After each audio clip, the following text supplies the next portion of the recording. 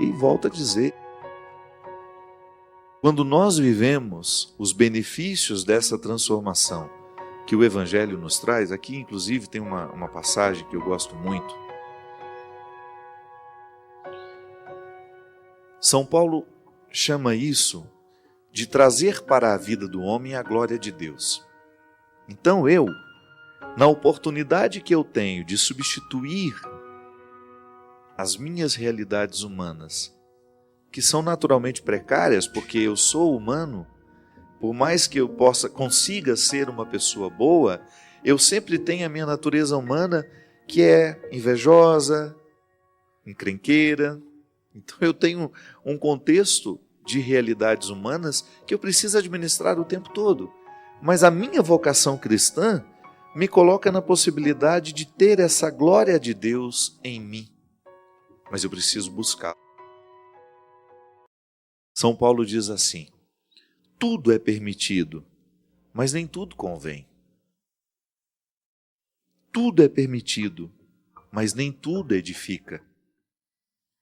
Ninguém busque o seu próprio interesse, mas o do outro.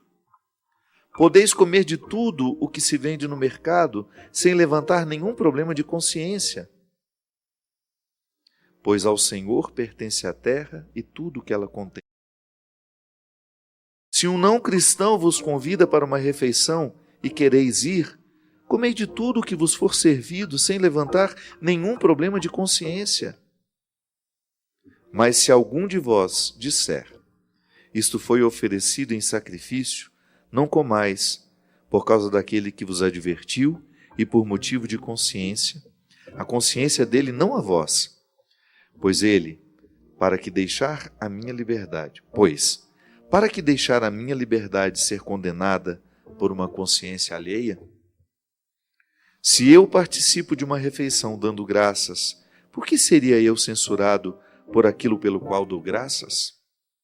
Em suma, quer comais, quer bebais, quer façais qualquer coisa, fazei tudo para a glória de Deus.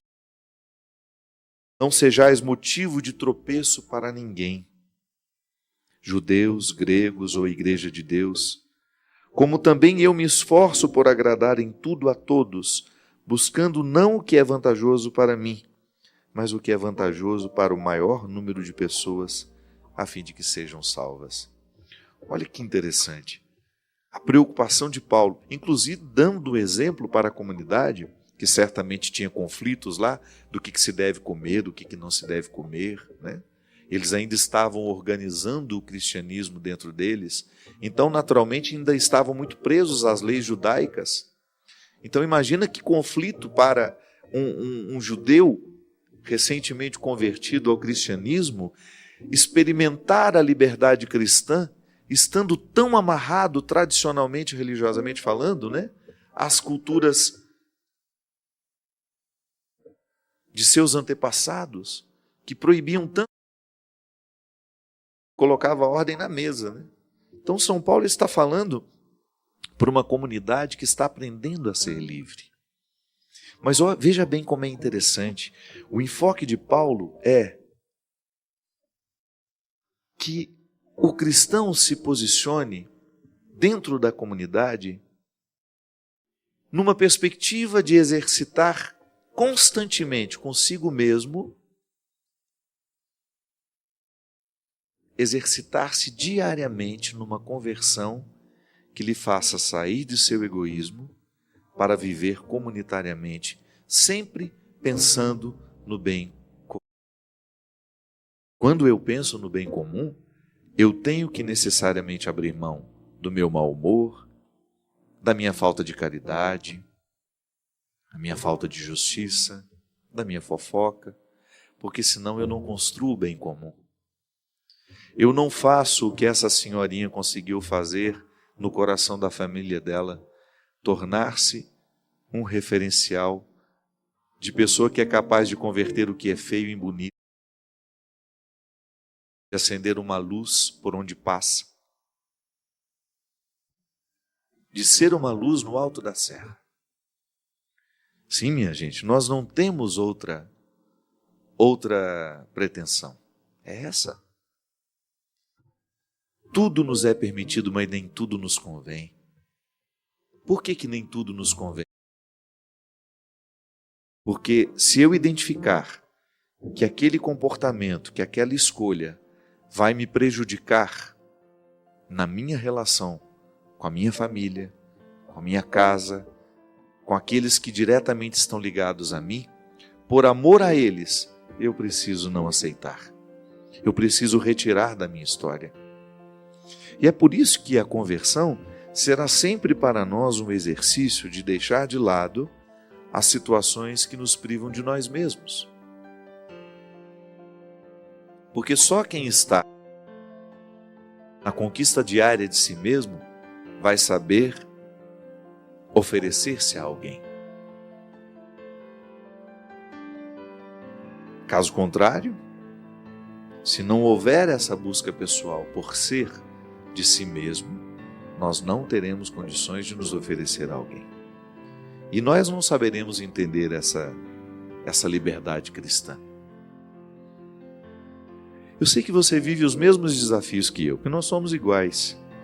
Podemos até estar em estágios diferentes, mas em algum momento da vida nós já fomos iguais. Tivemos os mesmos medos,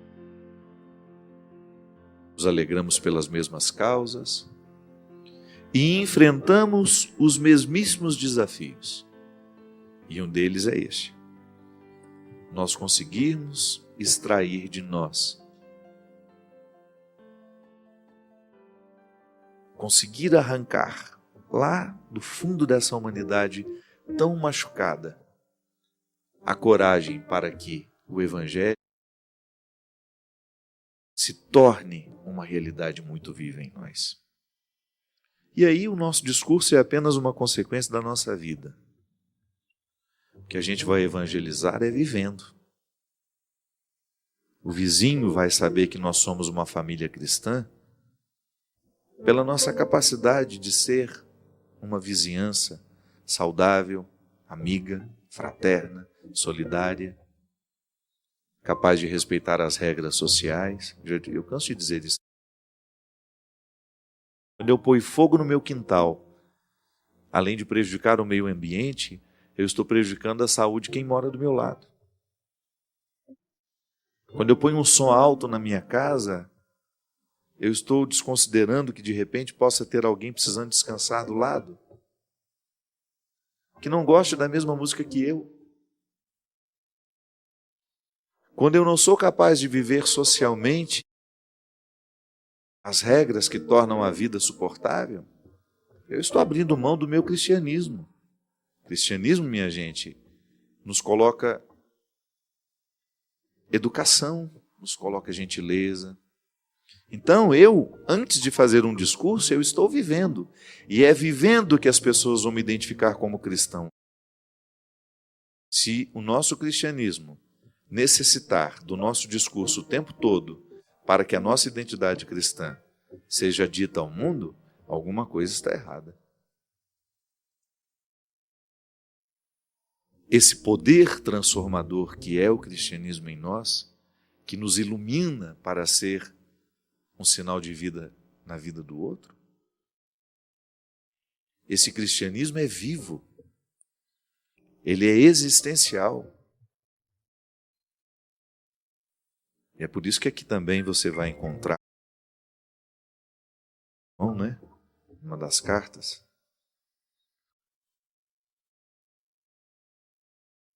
Os cristãos serão reconhecidos pelo amor. Pelo amor. Vede como se amam.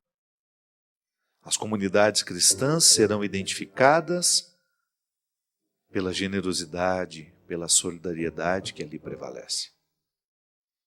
Não são as nossas fachadas, com as nossas cruzes, com as nossas inscrições religiosas, com os nossos brasões das nossas dioceses, das nossas igrejas, que vão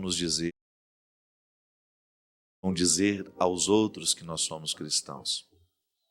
São as nossas atitudes. É a maneira como nós nos tratamos. É isso que dá testemunho de nós. Aqui na Canção Nova, nas pequenas comunidades, nas muitas pequenas comunidades que constituem a Canção Nova, se esse amor, se essa solidariedade não é praticada lá nas casas, lá no silêncio, onde ninguém tem uma câmera dessa ligada, se eles não sentem que este evangelho é uma regra de vida para eles de verdade, eles estão perdendo tempo. E vão ficar infelizes tão logo percebam que estão perdendo a vida num projeto que não está marcado pela coerência. E não é do outro que a gente exige isso não, viu? É da gente.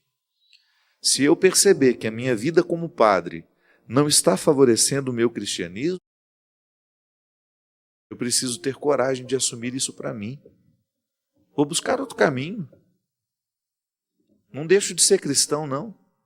Quantas vezes eu já me coloquei esse desafio? O meu cristianismo não é porque eu sou padre, não. É antes. Eu volto lá ao meu batismo.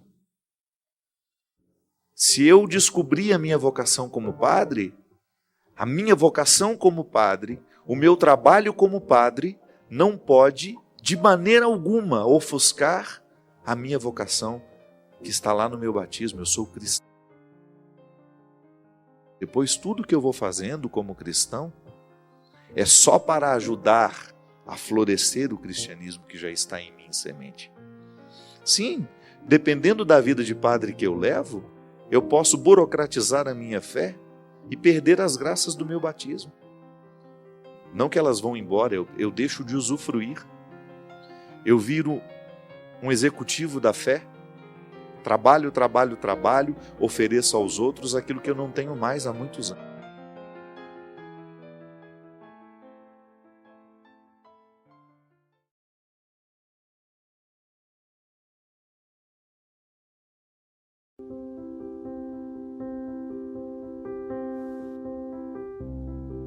Padre Fábio, casamento acaba? Pois em algumas pregações eu escuto muito: seu casamento está acabando? Seu casamento acabou? Mas a palavra é clara, padre. O que Deus uniu, o homem não separa. E que o matrimônio só finda com a morte. Eu sempre digo que nós precisamos ter um cuidado muito grande com os conceitos superficiais que nós temos sobre as coisas. O casamento é um deles.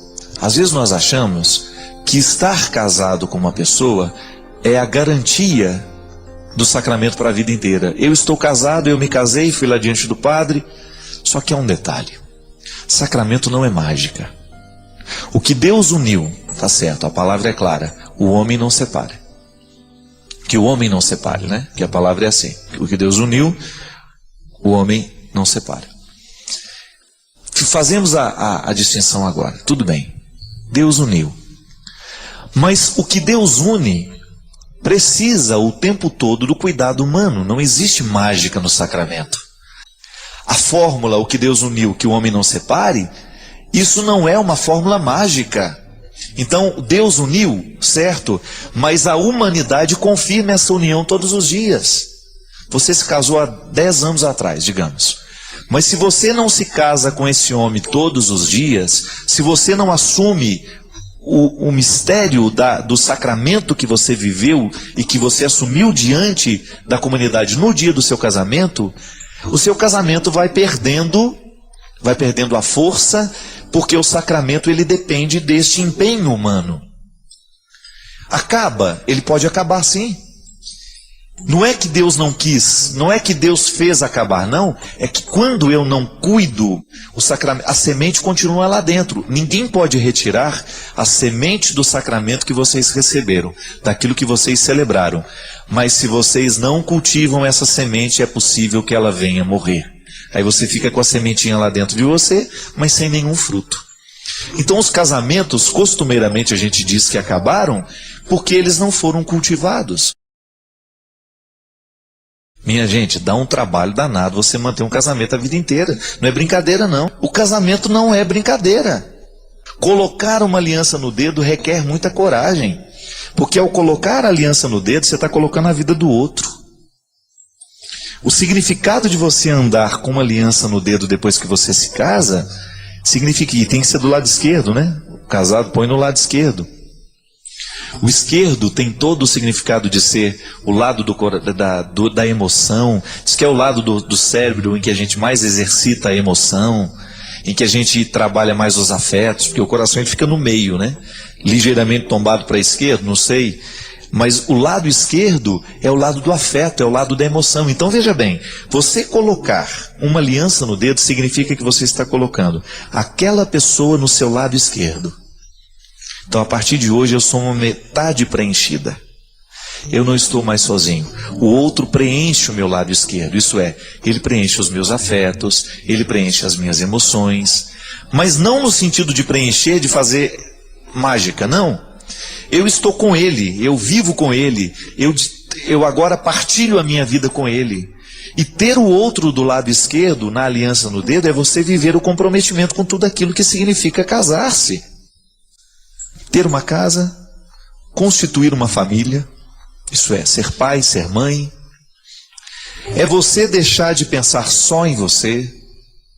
É você deixar de pensar somente nas suas necessidades, mas você abrir-se para o outro. Veja bem que você tem um outro lado do seu lado. Você não está mais sozinho. Eu, como padre, por exemplo, eu posso ser transferido a qualquer hora, eu posso mudar do Brasil a qualquer hora, eu posso mudar de missão, por quê? Sou eu e eu. A partir do momento que casa, se você foi transferido, se você tem uma oportunidade de trabalho num outro lugar, você sabe, quanto maior é a família, maior é a dificuldade de transpor todo mundo. Porque você mexe na estrutura de todo mundo. Então, quando você é solteiro e você tem uma oportunidade de trabalho, você decide diferente do momento em que você vai ser casado. Porque você não pode pensar só em você mais. Certo? Mas ninguém quis isso para você, foi você que escolheu, não venha reclamar. Você que arrumou essa história. Você que quis casar. Vá lá na palavra de Deus que São Paulo recomenda que ninguém se case, né? Já que casou, ele fala, é melhor que não se case, mas já que casou, mas não vem o caso. A gente tem uma interpretação positiva do casamento. Você vê muita gente realizada se casando e vivendo feliz mesmo. Não é para sempre não, porque o para sempre sempre acaba. Já dizia o poeta Renato Russo, né? E o para sempre ele tem que ser cultivado todos os dias, senão ele acaba também. Quando é que eu vivo o meu para sempre? Hora por hora, dia por dia, minuto a minuto. Vivendo as alegrias, as tristezas, como dizia o outro poeta, cada um sabe a dor e a delícia de ser o que é. Então, quando você sabe a dor e a delícia de ser o que você é, e você se casa, você começa a sentir a dor e a delícia de ser o que você é, e de ser o que você é quando junto com ele. Juntou, virou outra pessoa. É o mistério, né? Um eu encontra-se com o tu e forma um nós. O casal, ele tem vida própria, é engraçado isso, né? Por mais que você viva sozinha e tenha uma vida, tenha facilidade de arquitetar sua vida sem o outro por perto o tempo todo, mas na hora que o casal está junto, é como se ele tivesse uma vida própria, é uma terceira pessoa. Esse é o mistério do casamento, minha filha. Agora, isso não é milagre não, isso não é garantia só porque o padre abençoou, isso vai ser para o resto da vida. Esse que o homem não separe não é o que está lá de fora não, são os dois que se juntaram. Porque às vezes dá a impressão que essa expressão é assim. Então o homem não pode separar. Então dá a impressão que o homem é um juiz de direito que depois vem aqui e assina, faz a gente assinar um documento que nós estamos judicialmente separados. Ou que vem um padre e fala, não, vocês não casaram coisa nenhuma, não.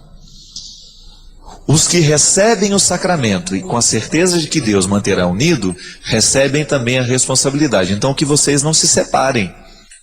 Que vocês cuidem para que a relação de vocês seja estável e que essa relação possa fazer bem. Agora, no dia a dia, você terá que descobrir como fazer essa relação fazer bem, crescer bem. Porque não será milagre. Não é mesmo, minha gente. Só quem já leu os livros do Padre Fábio de Melo sabe o quanto eles são transformadores, nos fazem refletir e mudam a nossa forma de enxergar a vida. Se você ainda não leu, não perca essa grande chance. Saiba mais clicando nos links da descrição. Padre Fábio, me chamo Emanuele, tenho 17 anos. Faz 2 anos que meus pais se separaram. E a partir de então comecei a perceber que fiquei uma pessoa negativa. Sempre me pego pensando que nunca encontrei uma pessoa que vai me amar de verdade. E com isso vem abaixo a autoestima. acho que as pessoas nunca vão me achar bonita. E eu sofro com isso, padre. O que eu posso fazer? Ô, minha filha, a leitura que nós fazemos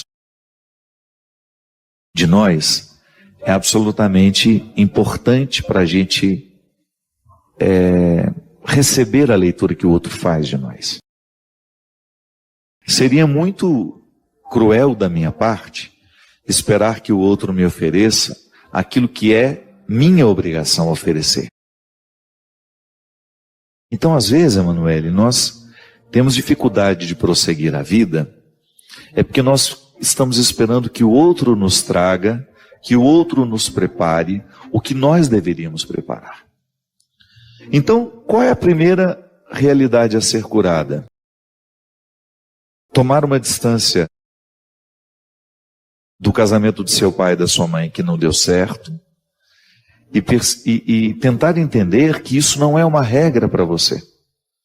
Porque às vezes, quando eu vejo o fracasso do casamento dos meus pais, eu tendo naturalmente a pensar que o meu também será uma experiência fracassada. Porque é o exemplo mais próximo que nós temos de nós. Então é preciso lavar essa roupa suja. É preciso reorientar essa visão. Sim, está certo, eu terei sempre mais facilidade de interpretar o mundo a partir daquilo que está sendo oferecido a mim. Então eu interpreto o casamento a partir do casamento mais próximo que eu tenho. Se o do meu pai e da minha mãe não deu certo, eu tendo a pensar que os casamentos serão todos como os deles. Não, deles. E não. Sabe, permita que essa impressão vá embora. Olhe para outros modelos que deram certo. Sem a visão romântica, por favor, né? O casamento só pode dar certo à medida que nós lutamos diariamente por ele. E foram felizes para sempre. Não existe isso, não. E depois que você consegue ter uma visão que corresponda à realidade, você trabalha com a possibilidade de que você também experimente isso na sua vida. Amar é possível, ser amado também é possível. Mas esse amor ele só se torna uma realidade na nossa vida à medida em que nós nos abrimos a ele. Em que você se oferece diariamente uma oportunidade de amar e ser amado. O que é a autoestima? É o primeiro amor que nós experimentamos, não é? O primeiro amor que eu experimento não é pelo outro, é por mim. Tanto é que isso também faz parte da maturidade. Quando você é capaz de ir abrindo mão daquele excesso de amor por você, que é próprio da criança, porque a criança não é capaz de se dividir, ela não tem maturidade emocional, afetiva, cognitiva, para poder dar-se a alguém. Então ela é imatura, e é direito dela ser imatura, porque ela está naquela fase. Mas à medida em que ela vai crescendo, ela vai percebendo que ela pode oferecer-se aos outros, que ela não precisa somente receber. Então a autoestima é o equilíbrio daquilo que você se oferece e daquilo que você oferece ao outro. Não existe amor em si mesmado. A autoestima nunca é um amor solitário. O amor que eu tenho por mim é sempre na partilha com o outro, mas eu tenho que ter amor por mim. Porque senão eu fico me doando sem me oferecer. E aí, naturalmente, eu vou criando uma derrocada para mim. É por isso que a maturidade, ela vai me levando a compreender que no exercício do auto-amor, eu aprendo a amar o outro. E também no exercício do amor ao outro, eu acabo voltando ao amor que eu preciso ter por mim. Então, Emanuele, essa cura não é só você que precisa. Não pense que é só você que sofre desse desânimo. Não. Muitos de nós sofremos desse desânimo. Ou muitos de nós experimentamos esse fracasso de não sermos suficientemente amados por nós. Sim, eu preciso amar suficientemente o ser que sou. Amar-me significa reconciliar-me com os meus limites, conhecer todas as minhas, ou tudo que eu puder das minhas fragilidades, que às vezes eu não sou capaz de conhecer tudo, mas o máximo que eu puder conhecer dessas fragilidades, para eu poder arregimentá-las, para que elas joguem a meu favor. Sim, porque até a minha fragilidade, se ela estiver sob o meu domínio, ela me favorece. É como eu dizia no início do programa, há restrições que possibilitam. Eu sou possibilitado quando vivo as restrições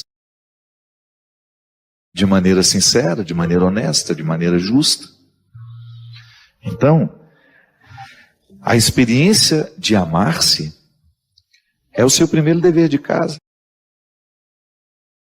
E aí, naturalmente, você vai jogando fora esse pessimismo, que pode ter sim, uma consequência da infelicidade dos seus pais. Nós absorvemos tanto dos outros, né? Eu absorvo o tempo todo das pessoas que passam por mim. Volto a dizer, o que é alcalino e o que é ácido, o tempo todo me é oferecido. Agora o problema é quando eu me ofereço o sentimento ácido. Quando eu me ofereço o pessimismo que me priva de crescer. Então todos os dias, não tem descanso isso, é diário, sem visão romântica, por favor. Deus não vem fazer por nós, o outro não fará por nós, sou eu, é você. Somos nós que temos de fazer diariamente esse exercício de escolher o alcalino, o sentimento que nos purifica, que mantém a nossa saúde e que vai nos dando condições de ir adiante, de vencer os obstáculos, que é assim que vale a pena a vida. Ela é difícil para todos nós. Eu experimento uma fase difícil e estou aprendendo com ela. Quero aprender com ela. Porque senão essa fase, ela só vai me machucar. E não é justo. Não é justo que uma fase apenas me machuque. Me machucar. E não é justo que uma fase apenas me machuque. Crescer com a dificuldade. Estamos todos no mesmo barco, viu? Não se sinta sozinha nessa história. Eu tenho certeza que muitos que nos assistem agora vivem o mesmo conflito que você. Sim, gente que precisa se amar, se oferecer mais, para que tenha condições de oferecer aos outros. Cultivo, sabe? Amar é isso. É você se oferecer um cultivo melhor. É você se permitir a experiência da beleza através de um livro, através de um bom filme, através de uma boa conversa.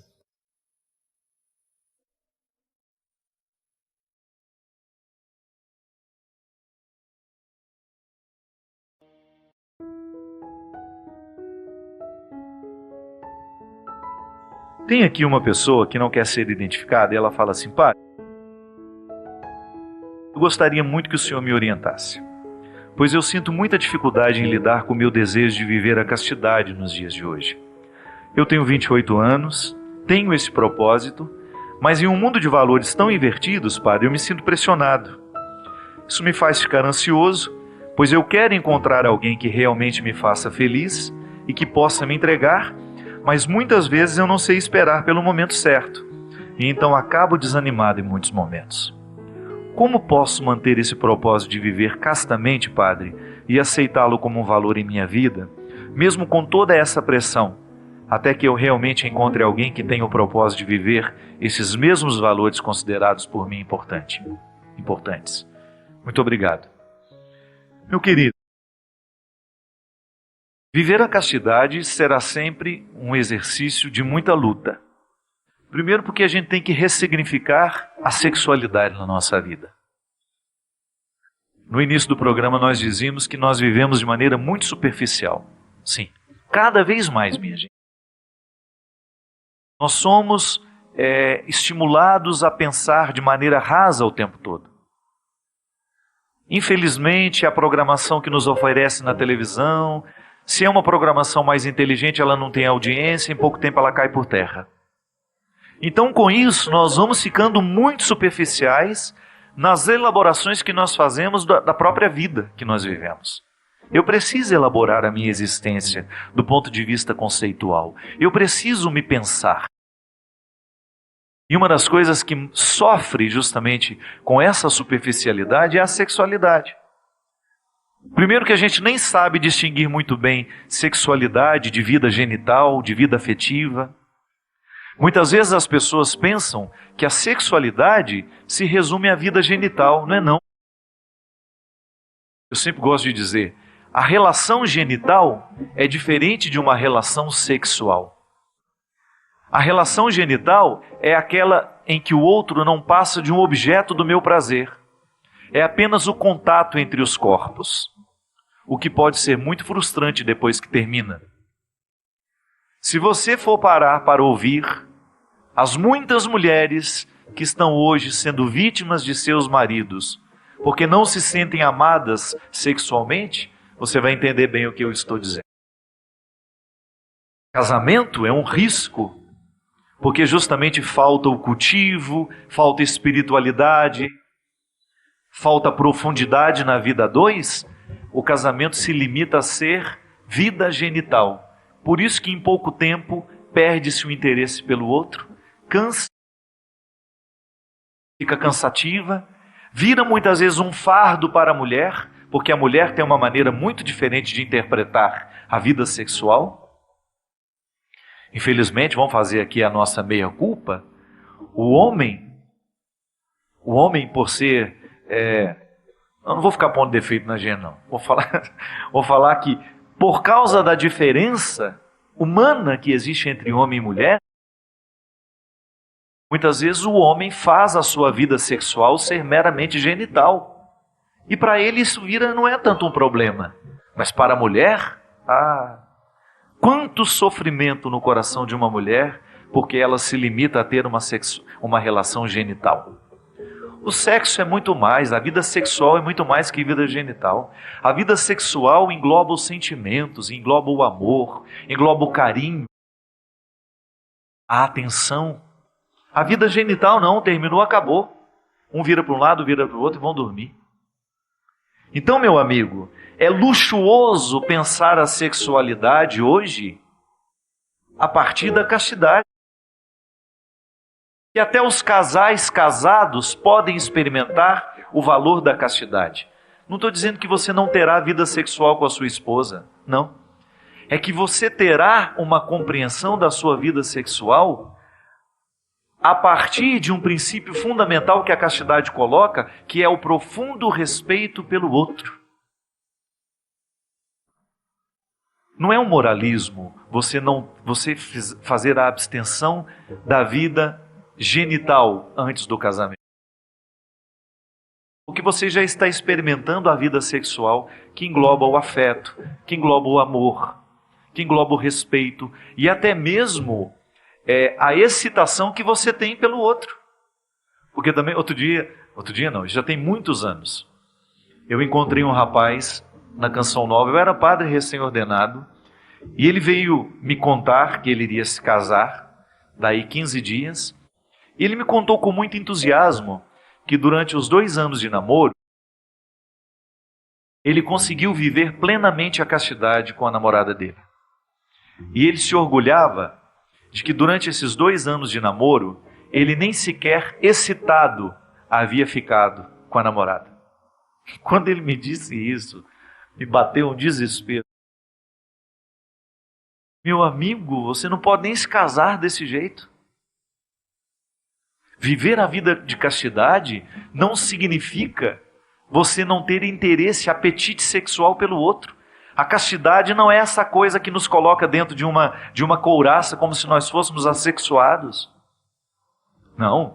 A castidade é você saber que o outro lhe é aprazível do ponto de vista sexual, existe a atração sexual, e você racionalmente diz a você e ao outro que esse prazer vocês vão reservar para o futuro.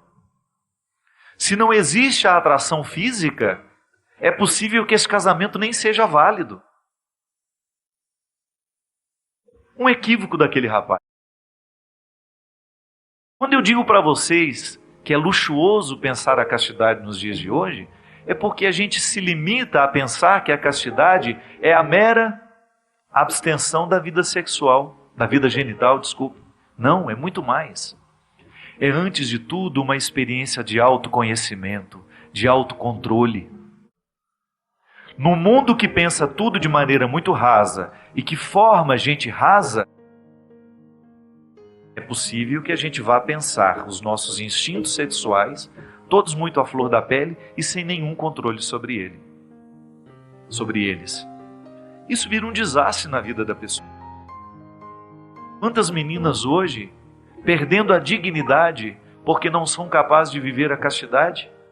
No primeiro encontro com o rapaz, já vão para o motel com ele, já se entregam, e depois ficam chorando porque aquele rapaz não a valoriza como ela precisa ser valorizada. Mas é claro, se você foi tão fácil para ele, é bem provável que ele esteja pensando que você seja fácil para qualquer um que chegue na sua vida.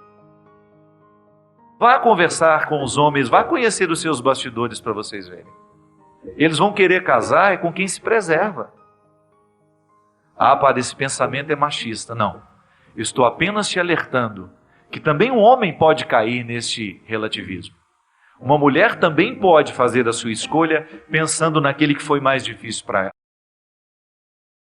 O que eu estou dizendo é que a dignidade, ela pode ir embora quando você não tem o controle do seu apetite sexual. Isso pode abrir portas para muitos processos destrutivos na vida de uma pessoa. Sim, a sexualidade é uma porta que abre, que pode nos trazer um processo de destruição muito severo, muito grave. Por isso, meu amigo, quanto mais você se conhecer, quanto mais você mergulhar nesses subterrâneos do ser, maior será a sua capacidade de administrar a sua sexualidade. Inclusive, desdobrando-a numa vida afetiva. Eu sempre digo isso. Como é que o padre pode viver a sua castidade? É só ele não abrir mão de ter amigos. É só ele descobrir as dimensões positivas dessa restrição da vida genital, que me dá uma concentração maior nos meus projetos. Sim, eu tenho consciência disso. A castidade já era uma opção na Idade Média, não era para religiosos, não. Os professores acadêmicos faziam opção pela vida casta. Eles se casavam com o conhecimento. Um padre, se ele tem bons amigos, se ele enche o coração dele de amor, de afeto, se ele se doa no dia a dia, as irmãs a mesma coisa, as religiosas, quando elas se empenham no amor ao próximo, nos projetos que a realizam, não é que vai ficar mais fácil administrar. Não é que ela não vai ter problemas com a sexualidade, não. É que você vai ficar mais harmonizado. Porque as dificuldades existem em todas as dimensões da vida. Você faz a experiência de não ser um religioso como eu sou. E você precisa se preservar. Para que a sua dose de autoestima continue te protegendo, te dando imunidade. É assim que funciona. Sexualidade, quando ela é compreendida apenas como uma genitalidade, ela reduz o ser humano a ser um mero objeto para o outro. E você não pode se tornar um mero objeto. Você é alguém que tem valor. Então, no esforço pela castidade, busque sempre conhecer-se para que no momento que você estiver diante de alguém que merece a sua totalidade, você esteja pronto para oferecer. Minha gente, o nosso programa está chegando ao fim. Quero aproveitar a oportunidade para convidar você que é de Juiz de Fora para estar comigo aí no dia 18 de novembro no Cine Teatro Central. Esse show era para ter acontecido hoje, na verdade, dia 11, mas ele foi transferido para o dia 18. Por problemas meus, viu? Problemas de agenda. Então você é o nosso convidado para estar conosco. Povo de Juiz de Fora e região, meu querido amigo Fabiano que está organizando, muito obrigado pelo carinho, pela forma respeitosa com que vocês têm nos proporcionado este retorno a Juiz de Fora. Vamos continuar a nossa luta por fazer esse mergulho no ser, por buscar as alturas, qualificar cada vez mais o nosso coração. A qualidade da nossa vida depende do tanto que a gente se investiga. A qualidade da nossa vida vai depender da disposição que nós teremos para lidar com os subterrâneos do nosso ser. Tire um tempo para você. Tenha um tempo para você prestar atenção em você. Tenha um tempo para você prestar atenção no jogo que você faz. Na maneira como você se articula na vida. O que você atribui ser valioso. O que para você tem sido importante. Desça lá no fundo do seu significado. Não tenha medo. Não tenha medo de investigar com profundidade as suas escolhas, os seus amores, os seus valores, para que, munido deste autoconhecimento, você alcance as alturas. Fazer o mesmo roteiro que os santos fizeram. Do chão ao céu.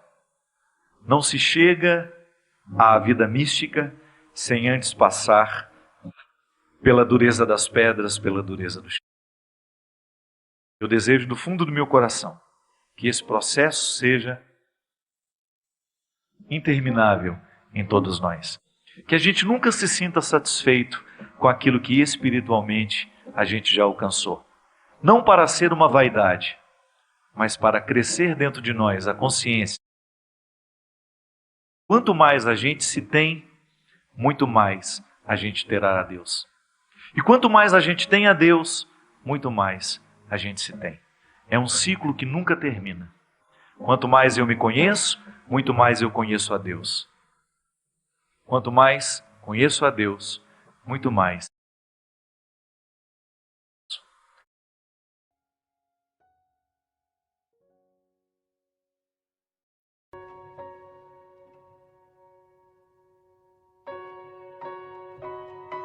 Gostaria de saber se o senhor, como padre, também adora imagens ou o senhor adora somente a Jesus Cristo. O senhor acha correto a adoração de imagens, como muitos católicos fazem? O senhor ensina as pessoas a adorarem somente a Deus e não as imagens? Obrigado, fique com Deus. Minha filha, não só eu, como toda a igreja ensina que nós não podemos adorar imagem alguma. A imagem é apenas um símbolo que nos remete a um valor superior, da mesma maneira como uma fotografia nos lembra uma pessoa que nós amamos. Eu não vou banalizar a foto da minha mãe, não vou jogá-la no lixo, não vou desrespeitar a foto da minha mãe, mas a foto da minha mãe não é a minha mãe. Eu apenas tenho respeito por ela, porque aquela fotografia é um elo que me leva até a minha mãe. Toda vez que eu olho para a foto, eu de alguma maneira fico ligado à minha mãe. O papel da imagem, dos símbolos, não é só a imagem. Em todas as religiões há símbolos. Os evangélicos têm símbolos, os católicos têm símbolos, os budistas têm símbolos, os judeus têm símbolos. O símbolo não nos salva. Ele apenas se presta a nos fazer a transposição, a estabelecer uma conexão com Deus. No nosso caso, minha filha, muitos católicos realmente confundem, acham que a imagem faz milagre, que a imagem pode curar. Não. É apenas uma questão de catequese, é orientação. A igreja não orienta dessa forma. Nós orientamos que toda a simbologia da fé está a serviço do nosso amadurecimento. Há pessoas que precisam dos símbolos, um pouco mais que as outras. Há outros que não. Agora, o símbolo é sempre importante.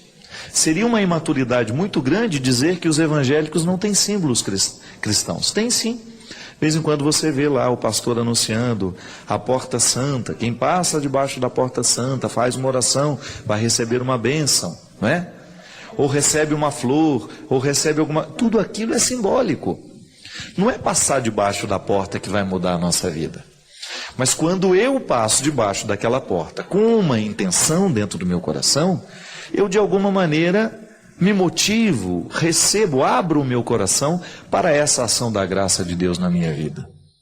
Você imaginou se for da mesma maneira como isso pode parecer uma mágica, né? Religião não trabalha com magia. Religião é a união da graça de Deus com a responsabilidade humana. Então o símbolo age diretamente neste encontro de responsabilidade humana e graça de Deus. Quando eu digo responsabilidade humana, eu digo atitude humana. Eu tenho consciência que a minha fé me leva a tomar posicionamentos diante da vida. O símbolo me ajuda a tomar esses posicionamentos. O símbolo me ajuda a compreender um pouco melhor os meus posicionamentos. E aí na dimensão ritual, o símbolo me ajuda a rezar. Eu olho para uma figura e aquele símbolo me ajuda a entrar em comunhão com Deus. Eu escuto uma música, a música pode ser um símbolo. Eu escuto uma música e aquela música me eleva, ela me faz sair de mim, ela me faz ir ao encontro de Deus. Veja bem que a música tem uma dimensão simbólica, mas eu não adoro a música. Agora, se você for pensar, em muitas experiências religiosas, você vê que a pessoa adora a música. Ela não sai da música, ela não sai do cantor, ela não vai para Deus. O cantor, o instrumento, a melodia e a letra são apenas pontes por onde nós passamos para chegar a Deus. Eu tenho consciência disso. Como ministro de música, eu devo ser um instrumento para lhe ajudar a chegar a Deus. Você não pode ficar parado em mim, você não pode ficar parado nos meus CDs. Senão se estabelece uma adoração, uma idolatria. O que é a idolatria? É a substituição de Deus por uma realidade humana. Né? Mas agora, quando eu encaro o símbolo de maneira madura, eu vou passar pela música, vou passar pelo cantor, mas eu vou chegar no destino final. Por isso que nós que trabalhamos o tempo todo com o símbolo religioso, é minha obrigação ajudar com que os meus fiéis não se prendam nos símbolos.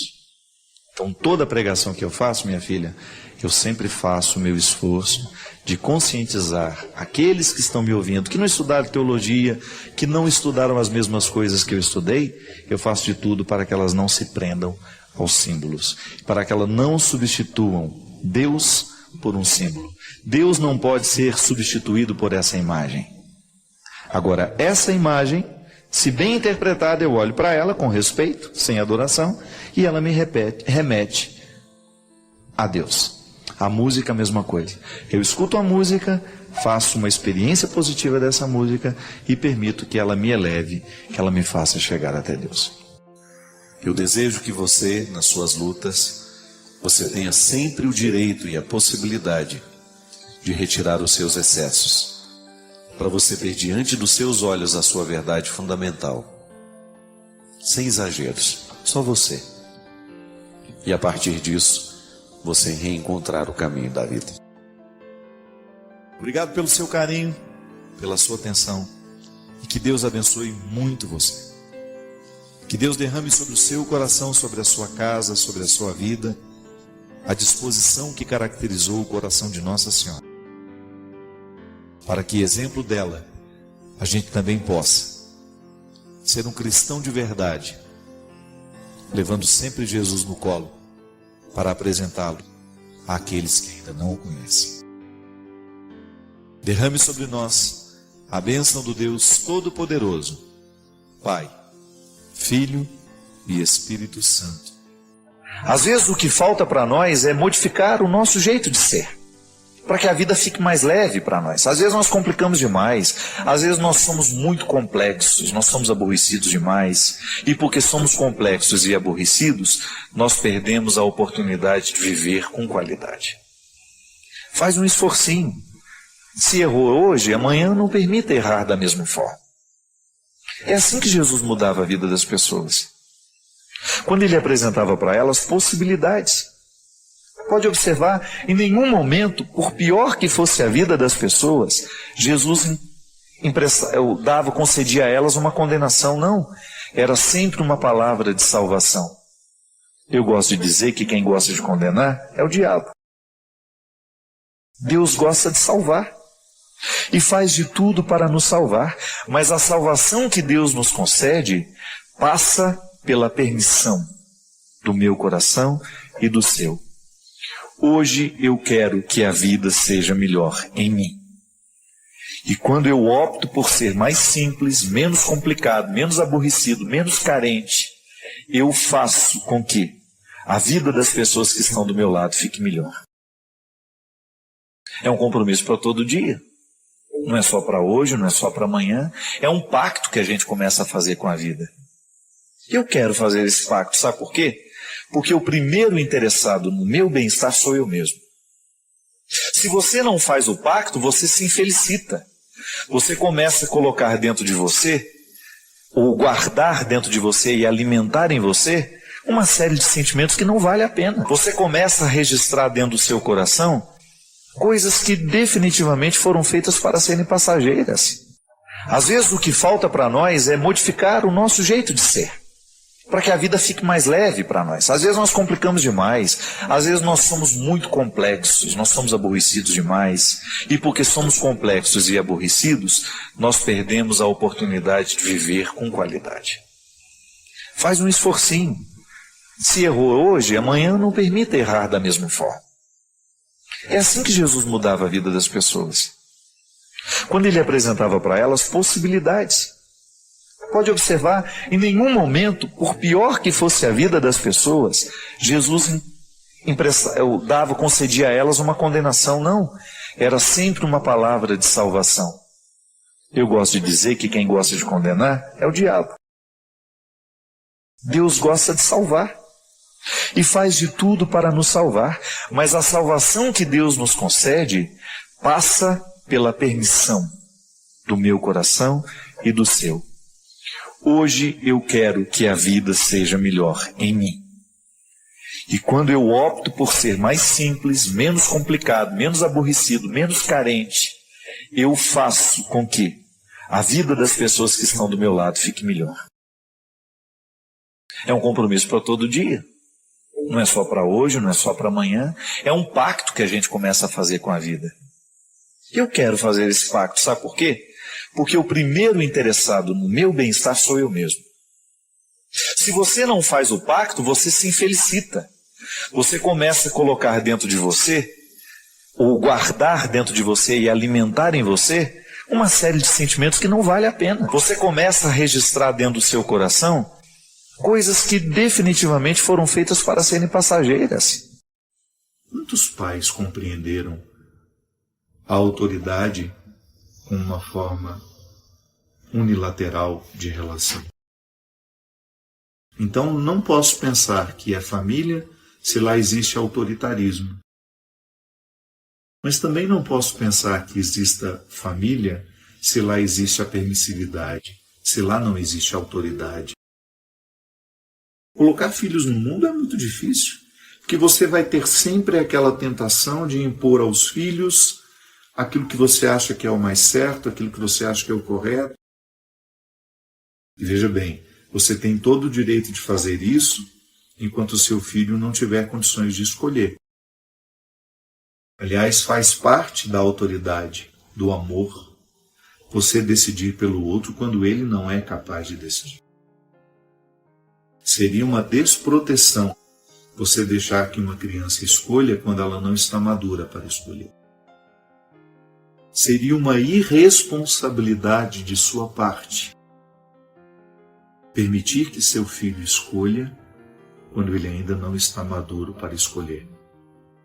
Mas também transforma-se numa irresponsabilidade quando você quer decidir pelo seu filho, sendo que ele já é maduro para decidir por ele mesmo. O autoritarismo vem aí, quando a gente não percebe que o tempo passou, que os nossos filhos amadureceram e que a gente continua impondo a eles a mesma forma de viver de quando eles não tinham condições de decidir. Eu sei que é difícil, não estou dizendo que é fácil. E nem estou aqui ditando regras para ninguém. Nós estamos refletindo a partir do que a gente considera o mais justo, que é quando você identifica que na relação com seus filhos chega um momento que você inverte um pouco a ordem do jogo. O Padre Zezinho tinha uma reflexão linda, eu era seminarista ainda. Ele dizia que na família o mais justo no início da criação, quando os nossos filhos são pequenos, é que os pais sempre vençam de 10-0. Que uma criança não tem condições de decidir nada, porque ela não tem nem maturidade para entender o que é o melhor e o ruim para ela. Então o pai vai decidir sempre. Mas depois de um determinado momento, esse jogo começa, perde de 8-2. Ele brincava durante a reflexão. Até o momento que você começa a perder de 6-4, pais começam a ter 6 no placar, filhos ganham 4. É o momento que começa a inverter. E os filhos começam a ganhar de nós. Por quê? Porque eles já estão maduros. E seria uma demonstração de não amor não permitir a maturidade. Sim, às vezes nós queremos ser famílias em contextos autoritários. Não. Não existe familiaridade no autoritarismo. Autoritarismo é quando uma parte nunca tem o direito de dizer. É quando a parte que diz ter autoridade decide sozinha e nunca abre para ouvir aquela outra. Tudo em nome do amor, é claro. É sempre justificado. Eu sei o que é melhor para o meu filho. Cuidado. Ser família consiste em você ter a sensibilidade, a humildade de concluir que chegou o tempo do filho decidir. Chegou o tempo do filho manifestar a sua idiosincrasia. Essa palavra é difícil até de falar, né? O que é idiosincrasia? Aquilo que é próprio de cada um de nós. Você tem a sua idiosincrasia, eu tenho a minha. Um filho, digamos que eu tivesse colocado um filho no mundo. Aquele filho, por mais que ele seja meu filho, ele é totalmente outra pessoa. Eu sei que é difícil na cabeça de quem ama, na cabeça de quem quer cuidar, ou na cabeça de quem acha que é dono daquela criatura. Essa é uma dificuldade que você vive como mãe, essa é uma dificuldade que você vive como pai. Entender que seu filho é uma outra pessoa. Então a única maneira de conviver com a alteridade é a partir do princípio do respeito, do amor, da empatia, da solidariedade. Então o meu filho, por mais que ele tenha saído das minhas entranhas, ele é outro. Ele não é uma extensão minha. Há pais que compreendem os filhos como um acelerador de carro. Eu não consegui, mas ele vai me fazer chegar longe. Não. E ele tem todo o direito de não corresponder em nada às suas expectativas. Eu sei que é uma frustração. Mas não é um problema do filho, é um problema do pai, problema da mãe. Muitas vezes nós exercemos o nosso autoritarismo é porque a gente não admite a possibilidade de que nossos filhos não vão corresponder àquilo que nós esperávamos deles. O filho não tem obrigação de corresponder absolutamente nada do que os pais esperam. Volto a dizer, o tempo de interferir é o tempo da formação.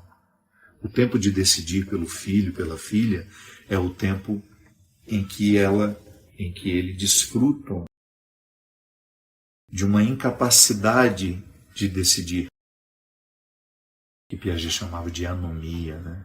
essa primeira fase da vida, em que você é incapaz de compreender uma regra.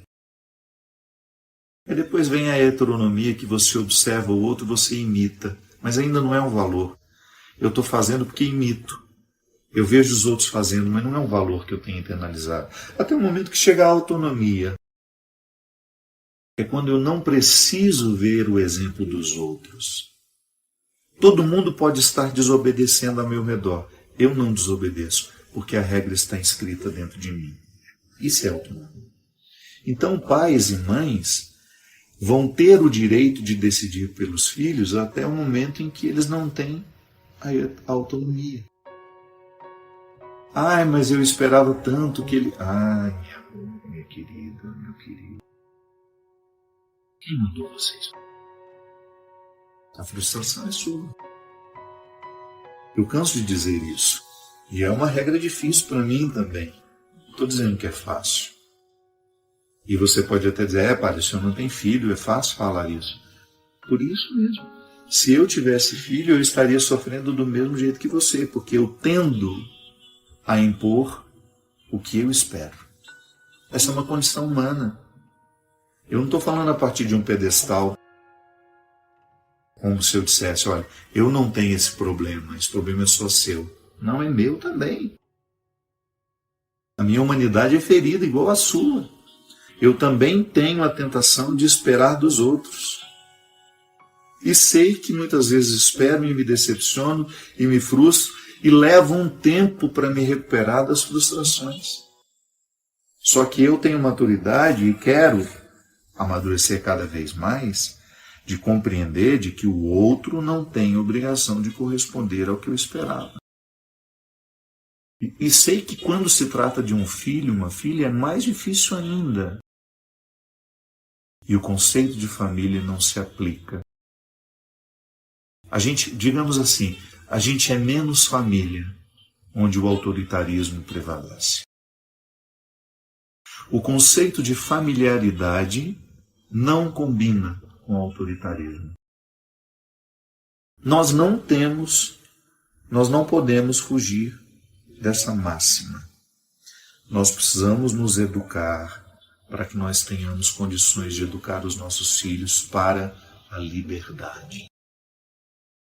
Você vai dar o seu palpite até o momento em que você não estiver ferindo a idiosincrasia daquele menino. Não adianta que você queira que ele seja um médico como você é, um advogado como você é. Se aquele menino não tiver na alma essa aptidão, seria uma crueldade da sua parte impor isso. Você fere o conceito de família, que é justamente educar para a liberdade. Não existe conceito de família no autoritarismo. Não existe conceito de família na permissividade. Meus filhos fazem o que querem. Nada pode desproteger mais uma criança do que quando ela é entregue à necessidade de decidir por si mesma, quando ela ainda não tem maturidade para isso.